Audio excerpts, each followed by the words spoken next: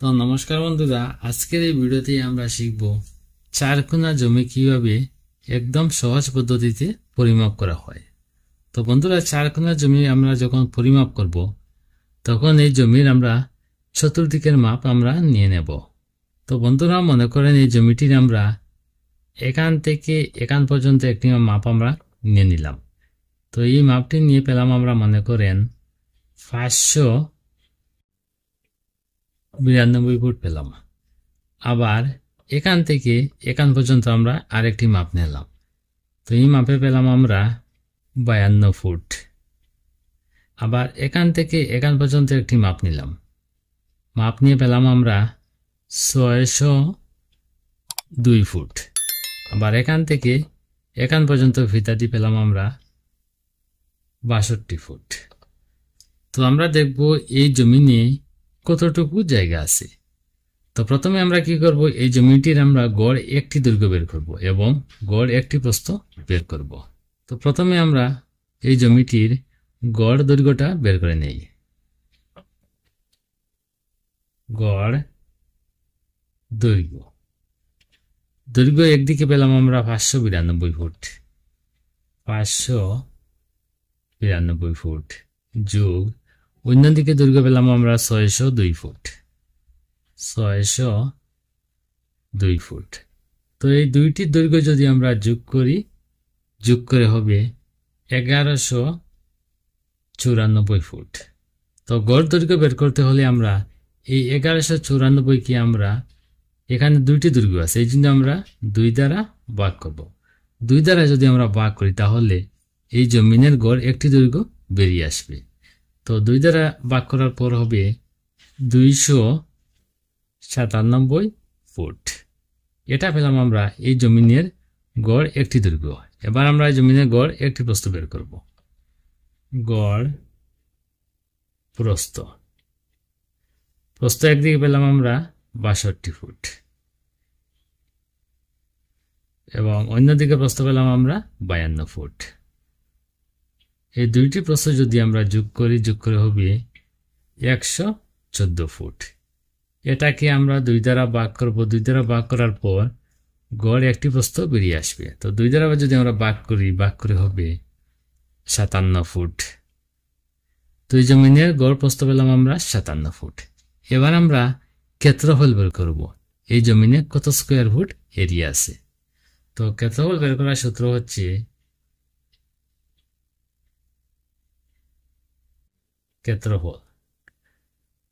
সূত্রটি হচ্ছে দৈর্ঘ্য পূরণ প্রস্থ।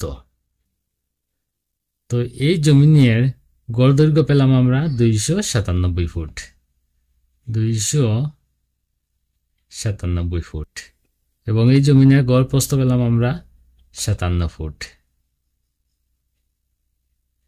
এই দৈর্ঘ্য এবং প্রস্থ যদি আমরা গুণ করি, গুণ করে হবে 34,029 স্কোয়ার ফুট।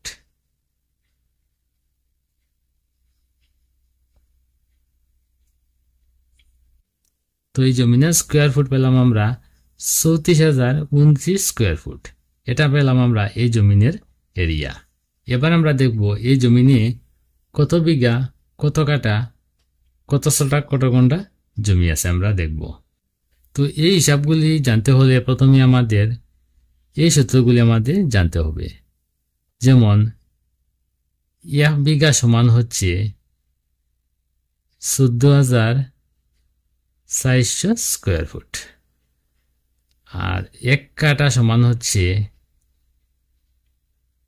720 স্কোয়ার ফুট আর 1 ছটাক সমান হচ্ছে 45 স্কোয়ার ফুট আর 1 ঘন্টা সমান হচ্ছে 2.25 স্কোয়ার ফুট। একটি জমি যখন আমরা পরিমাপ করব, এই সূত্রগুলি আমাদের প্রথমে জানতে হবে। যেমন 1 বিঘা সমান হচ্ছে 14,400 স্কোয়ার ফুট আর 1 কাটা সমান হচ্ছে 720 স্কোয়ার ফুট আর 1 ছটাক সমান হচ্ছে 45 স্কোয়ার ফুট আর 1 ঘন্টা সমান হচ্ছে 2.25 স্কোয়ার ফুট। তো এই যে জমি দেখতে পাচ্ছেন, এই জমিনের টোটাল এরিয়া পেলাম আমরা 34,029 স্কোয়ার ফুট। 34,029 square foot. তো প্রথমে আমরা বিঘার হিসাব বের করব। তো 1 বিঘা সমান পেলাম 14,400 স্কোয়ার ফুট। 14,400 square foot. তো প্রথমে আমরা এই 14,400 দ্বারা এই 34,029কে আমরা ভাগ করব। আমরা দেখব এই সংখ্যার উপর এই 14,400 দ্বারা কয়বার গুণ করা যায়। তো এই সংখ্যার উপর 2 বার গুণ করা যাবে। 2 বার গুণ করে হবে 28,800, আর অবশিষ্ট থাকবে 5,229। তো প্রথমে আমরা বিঘা বের করে নিলাম।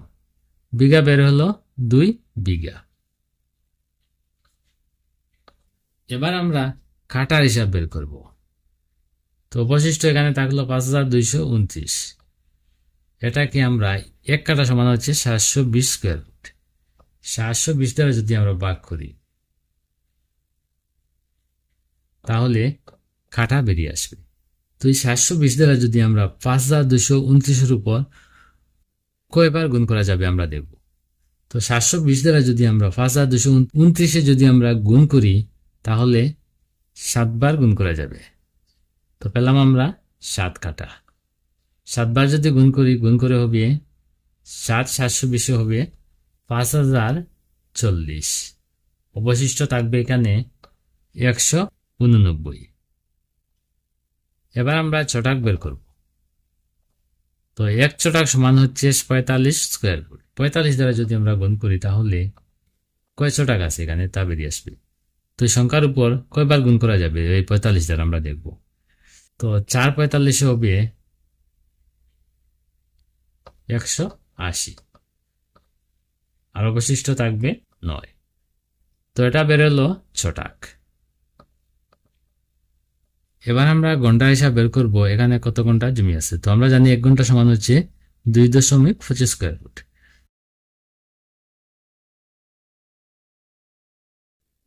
2.25 দ্বারা যদি আমরা 9কে ভাগ করি তাহলে 4 ঘন্টা বেরিয়ে আসবে। 4 ঘন্টা। তো এই যে জমি দেখতে পাচ্ছেন, এই জমিনে পেলাম আমরা 2 বিঘা 7 কাটা 4 ছটাক 4 ঘন্টা। এই জমিনে পেলাম আমরা 2 বিঘা 7 কাটা 4 ছটাক 4 ঘন্টা জমি।